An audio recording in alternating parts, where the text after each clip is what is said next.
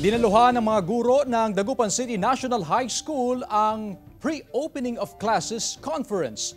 May ulat si Claire Lacanilaw. Dinaluhan ng mahigit 300 na mga guro sa Dagupan City National High School ang isinagawang Pre-Opening of Classes Conference para sa nalalapit na pasukan sa Dagupan City.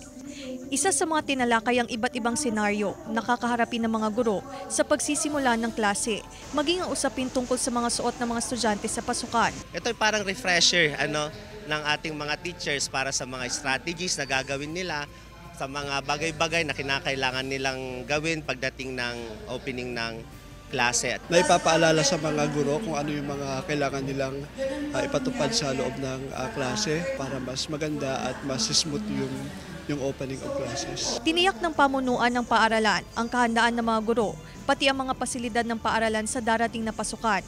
Tiniyak din ng mahigpit na seguridad sa pagbabalik eskwela ng mga estudyante.